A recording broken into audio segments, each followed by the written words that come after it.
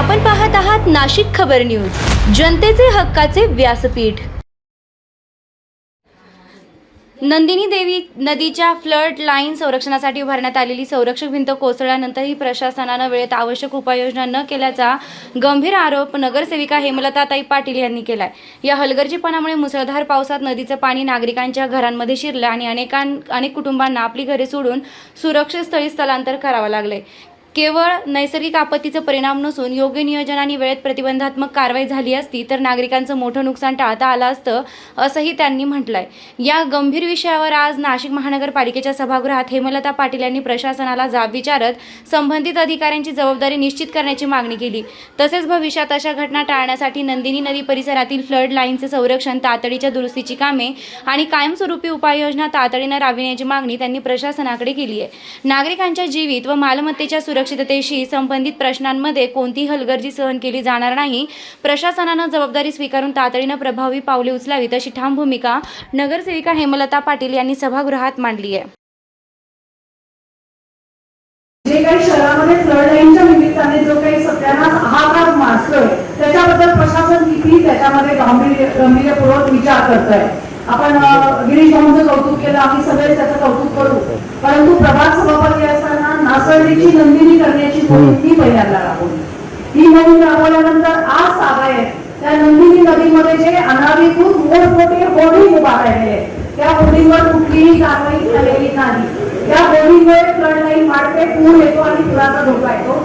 ज्या काही आपण मॅडम सूचना दिल्या होत्या की कशा पद्धतीची झाडे लावली पाहिजे, 19 ठिकाणाचं पाणी त्याच्यामध्ये ड्रेनेजचं पाणी आणि कारखान्यांचं पाणी मिक्स होत होतं, तर त्याच्यामध्ये फक्त आपण 10 ते 12 ठिकाणं ट्रॅक केले, बाकीचं पाणी तसंच ड्रेनेजचं पाणी त्या माध्यमातून त्यामध्ये मिसळतं। तर नंदिनीच्या बाबतीत प्रशासन आधी किती गांभीर्याने विचार करतं हा एक महत्वाचा विचार आहे।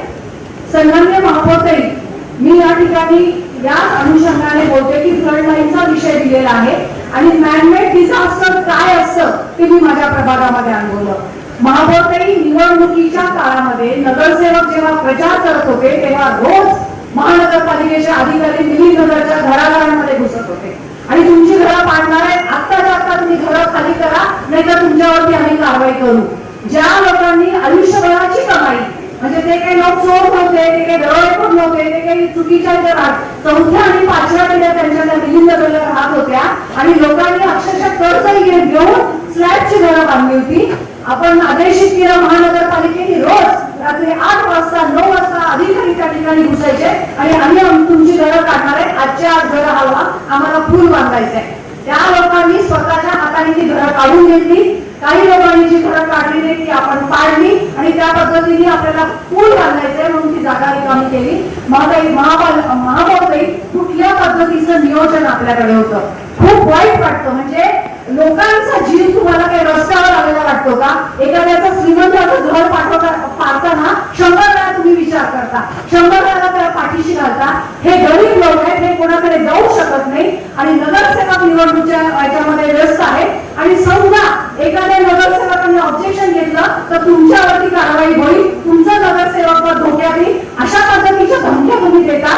आणि पूल बांधताना महापौरताई, तो जो आता जो तुम्ही पूल भिंत जी पाडली ती भिंत मी बांधली होती, कारण नंदिनी नदीला नेहमी पूर यायचा आणि घरं पुराखाली जायची। ती भिंत कोणाला विचारून तुमच्याकडे कुठलं नियोजन नसताना त्या भिंतीला उद्धार पाडलं, त्याचं उत्तर मला आजच्या महासभेवरती पाहिजे, कारण ह्या विषयावरती मी बोलणारच होते पण नानांनी प्रश्नोत्तर दिले आणि त्या विषयाशी संलग्न मी म्हणून विचारलं की तुमच्याकडे जर नियोजन नव्हतं, लोकांना तुम्ही घर बेघर केलं, 4 महिन्यापासून ते लोक उघड्यावरती राहत आहेत आणि त्यांचे कामधंदे, त्यांची जुन्या भांड्यांची कामं या भागात आहेत, ते आता कुठे जाणार? ते लोक ते उघड्यावरती राहत होते आणि एक दिवस तुम्ही तो भिंत पाडल्यामुळे केवळ आणि केवळ तुमच्याकडे नियोजन नसताना तुम्ही ती भिंत पाडली आणि पहाटे 6 वाजता पूर्ण नंदिनी नदीचं पाणी लोकांच्या घरामध्ये गेलं। लोकांच्या घरामध्ये पाणी गेल्यानंतर काय परिस्थिती झाली? सगळा संसार, कपडे, लत्ते, कागदपत्र, रेशन कार्ड, आधार कार्ड, सगळे कागदपत्र होऊन गेले।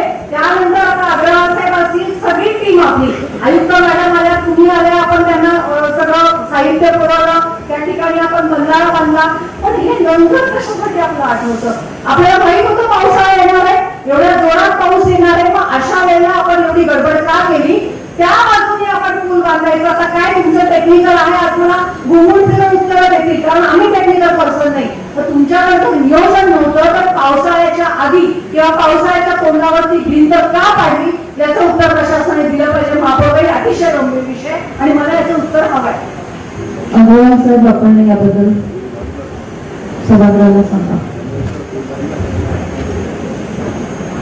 सन्माननीय महापौर सिंहस्था अंतर्गत एक पूल प्रपोज केलेला आहे की जेणेकरून आपलं जो आता जसं आपण म्हटलं की फ्लड लाईन येते त्यामुळे जो तिथला कोयचा जो पूल आहे तो कायम फ्लडमध्ये असतो. थोडं जरी पाणी आलं नंदिनी नदीला तरी तो फ्लडमध्ये जातो. त्यासाठी आपण पूल प्रपोज केला होता DP रस्त्यावर.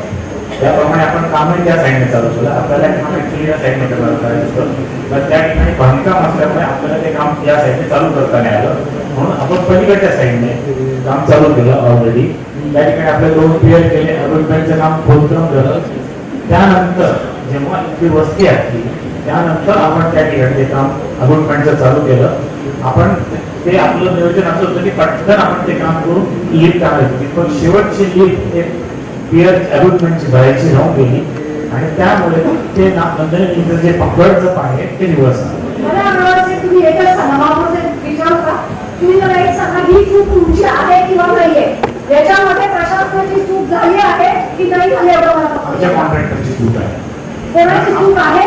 हो, कॉन्ट्रॅक्टरची चूक आहे आणि त्याला दंड पण केला आहे. या लोकांची जी घरं पाण्याखाली गेली त्यांच्यासाठी तुम्ही काय करणार आहे? घरं पण जाऊ देतो म्हणजे आपण आपले दंड केलेला आहे कॉन्ट्रॅक्टरला.